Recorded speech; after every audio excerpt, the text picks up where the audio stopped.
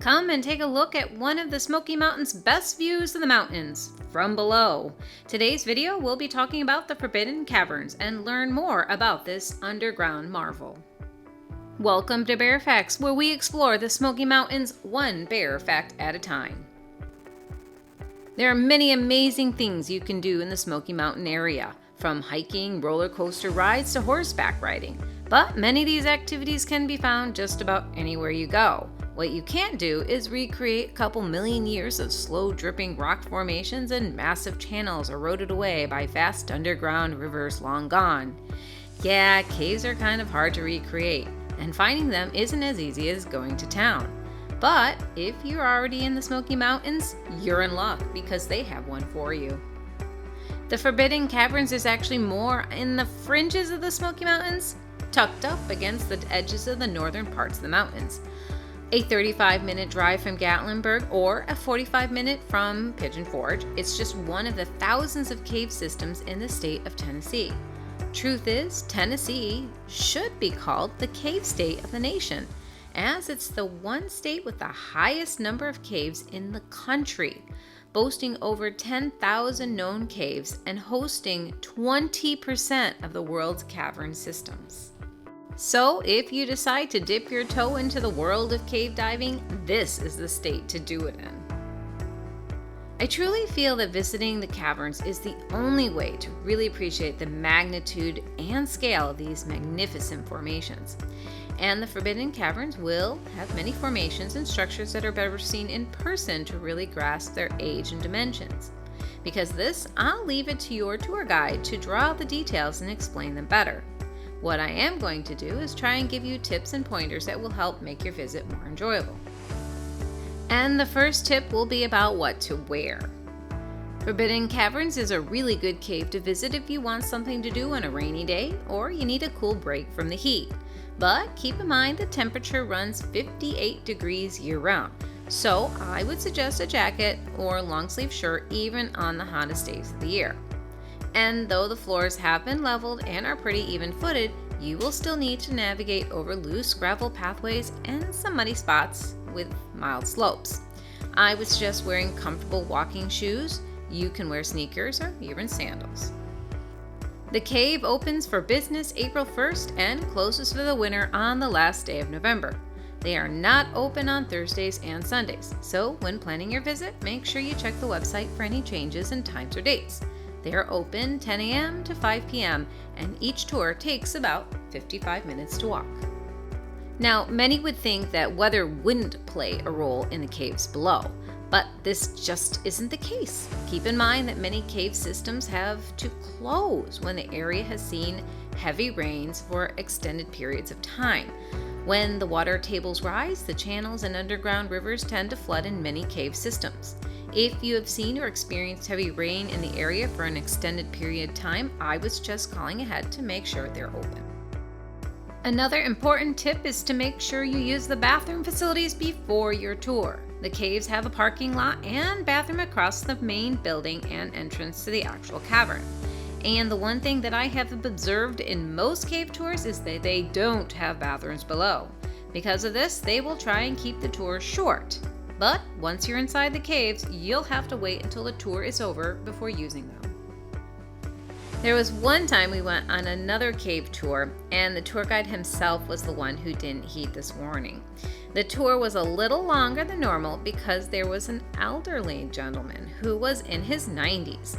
This was his first time coming back to the cave in 80 years, and it was a bucket list item he wanted to do.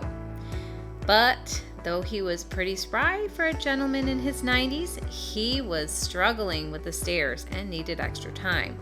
In this cave, there were 200 stairs to navigate, so we all had to wait patiently. The poor guide was almost in tears the entire way back. Unfortunately, the guide couldn't call anyone else to take over his tour, and he couldn't hurry up the group. So it was very uncomfortable to walk back to the cave entrance. I would suggest avoiding this fate by using the facilities right before your tour starts. This tour is actually a pretty short one. It takes about an hour and you aren't really walking more than a mile in total. And when taking the tour, your guide will take you up and around the areas of the cave that have been opened up and leveled out for the public. Your tour guide will point out branches of the caves that are far too narrow for most normal people to fit, some reaching all the way to the surface, others going out for a distance and closing out. This isn't a cave system that allows tourists to gear up and explore those branches. If this is something you would like to do someday, head over to Mammoth Caves in Kentucky or look online. There are a few other caves in Tennessee that have more adventurous tours. Forbidden Caverns were originally used by the Eastern Woodland indigenous people for harvesting materials to use with tools and weapons, and later the caves were used by early Americans to harvest moonshine. Just kidding, they were not harvesting it, but they sure were brewing it. In the early 1960s, it was further developed to make it accessible for tourists.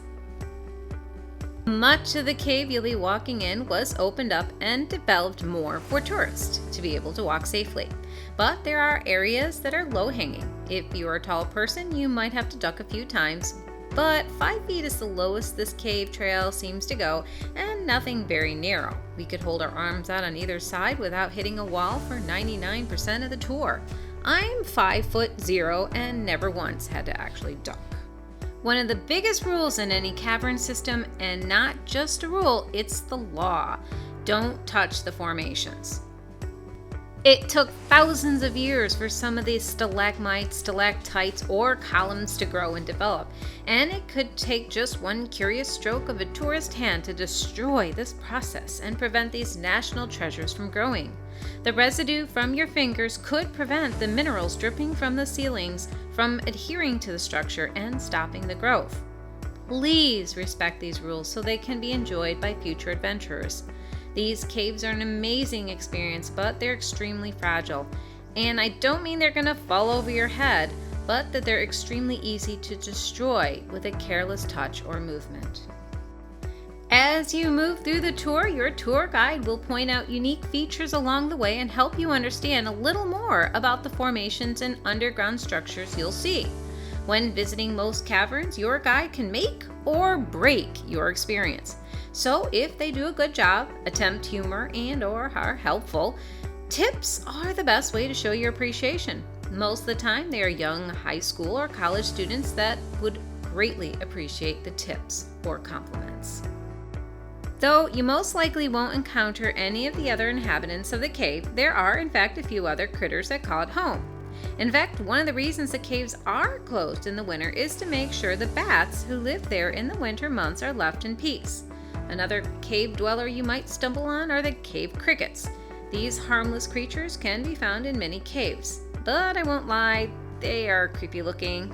At first glance, you might mistake them for spiders since they have long legs and are often seen crawling on the walls and ceilings. Though I didn't spot any in this cave, the tour guide did let us know they live there, so don't be alarmed if you see one. For a cave tour, this is one on the less expensive side. When we went in May, it was $20 per adult, and they did take credit cards. On the website, Forbidden Caverns says the entrance price can fluctuate. Unlike many large cavern systems, you can't pre-order online. If this is a place you really want to see, then I would suggest getting there early if you think it might be busy. On your way out is a nice souvenir shop. They have knickknacks for kids and adults alike. I always feel more comfortable supporting local businesses, and from what I have learned online, Forbidden Caverns is one of those businesses. Most of the caves are not funded or supported by outside interests, so the expense of maintaining the cost and operation of the system falls on private families. Your business is appreciated, and you'll be supporting local interests when visiting the Forbidden Caverns and other caverns like them in the Tennessee area. So, is this a good family activity or worth your valuable vacation time? I would say that it depends on your interests and, unfortunately, mobility. I have been to very few caves that are handicap accessible. The level of work and damage that the cave owners would need to do to make their caves available and accessible to wheelchairs and individuals with low mobility could destroy the cave's integrity, damage the cave structures, or cost more than the small family business could afford. Unfortunately, Forbidden Caverns is in this category.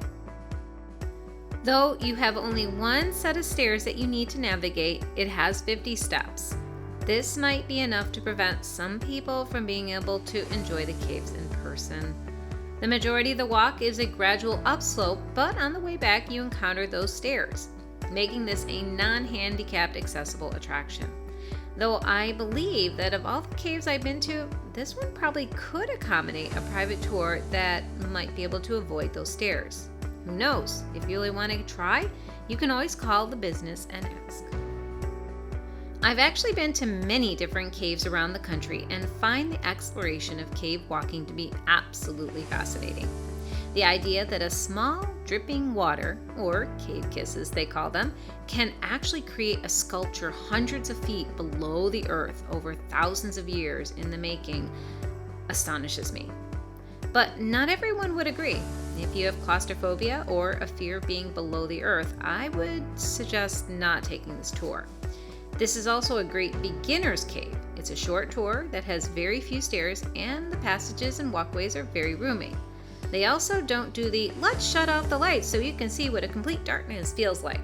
Though I personally really enjoy that part of the tours, you might not, and this tour doesn't do it. If you have any mobility issues, have claustrophobia, or don't have transportation to get to the Forbidden Caverns, this might not be a suitable attraction for you. But if you're looking for something different to do when in the Smoky Mountains, have the means to get there, want a break from the heat or rain, want to try a cave for the first time, or are like me, want to add it to your cave resume, Forbidden Caverns would be a great place to visit. As always, we hope you have enjoyed our video. Please help our channel to grow by clicking the like button and subscribing.